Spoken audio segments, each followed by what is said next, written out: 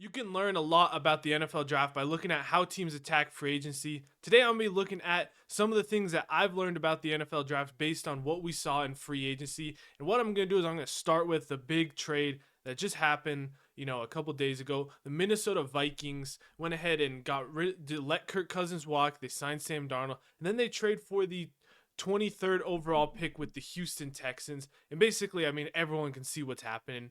Minnesota's arming themselves up to go up and get a quarterback. I think that's almost like guaranteed going to happen. It's almost just where they're going up. For me, one of the other lessons I've kind of learned through free agency was I think it always has been, and I think it still really is that Washington's going quarterback at 2. I think with what we've seen their moves, obviously it's trading Sam Howell away. I think it's almost guaranteed Washington's going quarterback at 2. So I think it goes Caleb Williams. I'm still a firm believer it's Drake. It's Drake May 100% of the way at pick 2. So it goes Caleb Williams, Drake May, and then with the Vikings, you're looking at either if the Patriots are willing to listen to the number 3 pick, you're looking at some kind of trade package with like 11, 23, and maybe like a first next year still. We're looking at like the Dolphins trade with the San Francisco 49ers a couple years ago was 3 first round picks to go from 12 to 3. We're looking at 11 to 3. Similar kind of trade, 3 first round picks was the price. Now 2 picks are in this year's draft, so it might be a little less, but probably still 3 first. If they want to jump up to 3, and then so you're really looking at the Patriots at 3, and then the other spot would be 4. But one of my other lessons I've learned from this free agency is that I think Arizona's sitting pat and taking Marvin Harrison at 4. I think what we've seen with them letting Hollywood walk, which I think we all kind of knew was going to happen, trading away Rondale Moore, not signing really any receivers.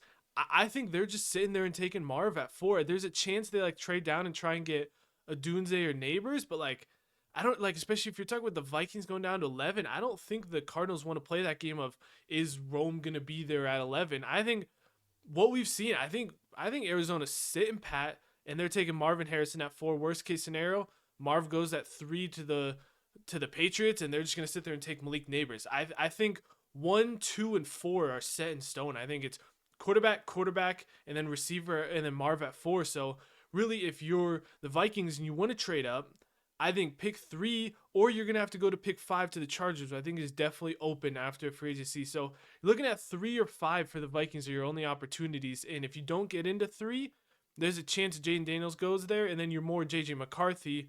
Whereas if you get up to 3, you're looking at Jaden Daniels, or maybe Drake May if Jaden Daniels goes 2. But I think Drake May is going 2. So Vikings are going up to either 3 or 5 is what I've learned from this free agency. Like I said, quarterback 1, 2. I think Marv is going 4. I think that's almost set in stone. And I've been saying quarterback at 1. I think Caleb's almost a sure thing now for the Bears at 1. They went and brought in Keenan Allen, DJ Moore, DeAndre Swift. Caleb is going to be in a perfect situation. I think it's Caleb all the way. I don't know if Justin Fields gets traded, but I can almost guarantee Caleb Williams is going to the Bears at number 1. I think that's set in stone at this point.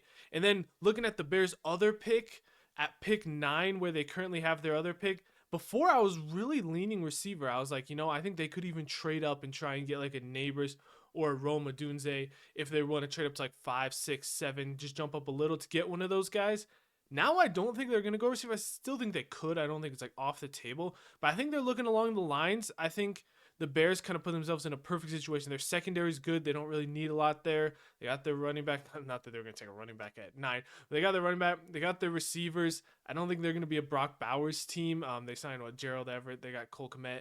So I think they really set themselves up. They're going best O-line, D-line available. We're looking at like Olu Fashanu, Talisi Fuanga, Troy Fatanu if they want to go O-line. If they want to go D-line, they're open to Jared Verse, Dallas Turner, Jerzon Newton. I don't know if they go D-tackle, but really Dallas Turner, Jared Verse. I think they're going O-line, D-line. Or the Bears could even trade out again and recoup some picks because I think they have the 2 first and like a 3rd and a 5th or something like that. They have no picks, so I wouldn't be surprised if the Bears end up trading out.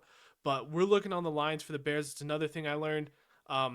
Next up, I think the Patriots. I kind of talked about it earlier. The Patriots are the team at 3. I think that's where a trade happens. I think the Patriots trade out. I think the Vikings are going to be the most aggressive, so that's the team I bet on.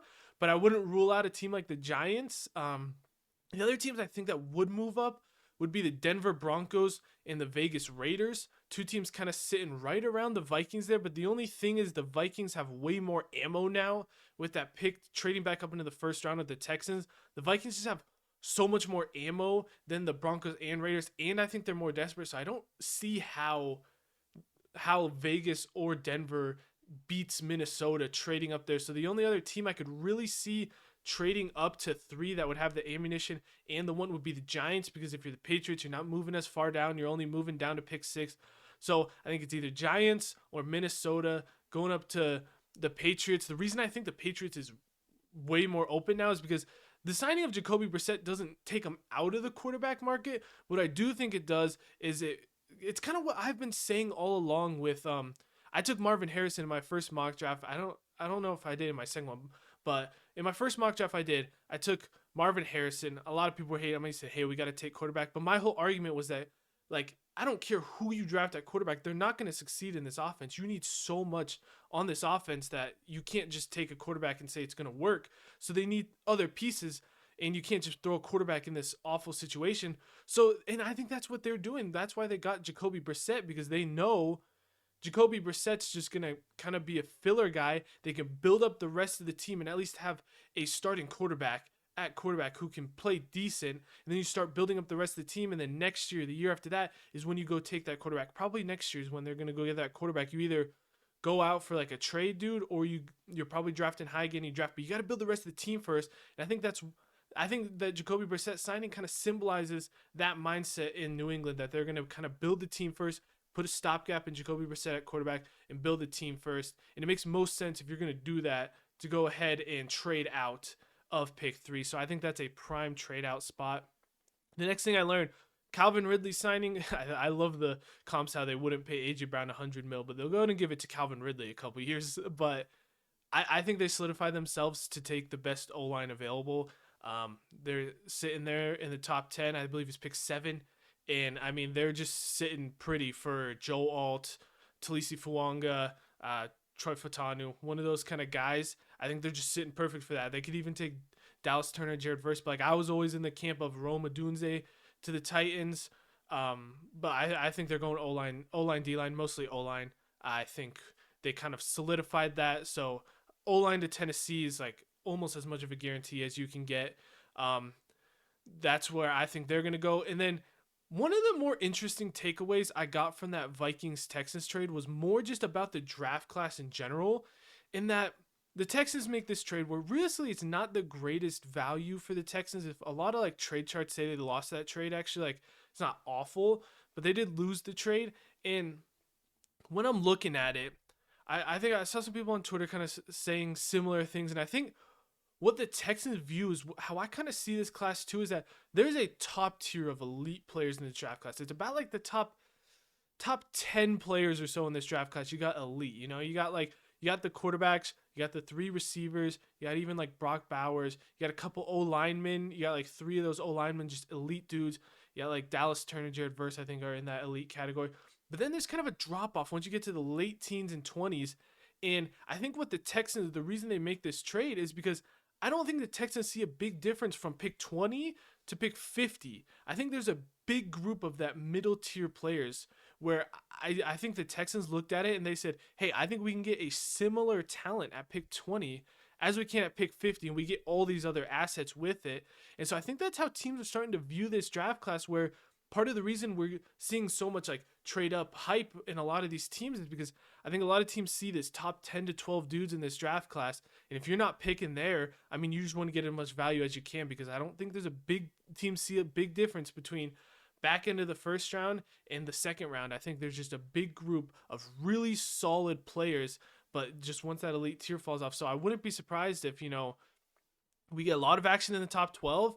And then I don't see a lot of trades happening in this back half of this first round. I don't think teams are going to be going up for anyone. The only trades I can see happen are if like quarterbacks, like if Michael Penix or Bo Nix, if one of these teams like the Broncos or the Raiders pass on quarterback in the first round, or even the Patriots pass on quarterback in the first round, they either trade up to the back end of the first round or kind of trading up early second round, kind of like we saw with Will Levis for a quarterback. But I just don't see a lot of movement on day 2. I don't think teams are like, I think they like players, but I think they like the same players at pick 20 as they do at pick 50. There's a lot of similar skill sets, like even like receiver. Like as much as I like Brian Thomas and AD Mitchell in the first round, I also really like dudes like Troy Franklin and Lad McConkey and Roman Wilson in the second.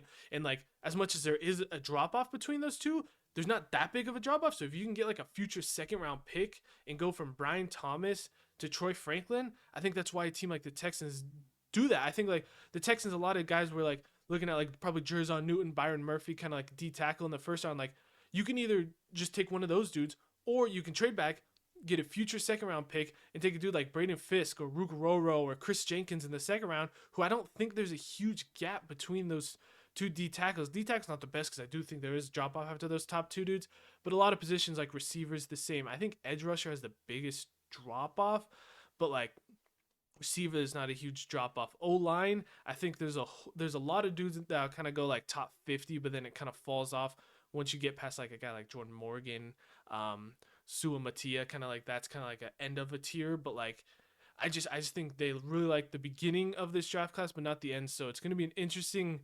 I think it's gonna be kind of boring once you get past the top 12 picks, but I think the top 12 is gonna be electric in this draft. Anyways, let me know what you guys took away from free agency and how it impacts the draft down in the comments. I love to see other opinions on what you guys think about how it's going to shape the draft, any trades you think are going to happen. Make sure you like, subscribe, check out all my other content if you're enjoying. I'm working on my gems, getting those out. Pro Day's coming out. I'm going to highlight some Pro Day guys. I'm trying to get some more track guys out there for you guys. I'm just trying to, I kind of want to wait till Pro Days are done, help kind of, and then use some track with Pro Day stuff to kind of dig deeper in the draft and find some more gems. But thank you for watching. I'll see you next time.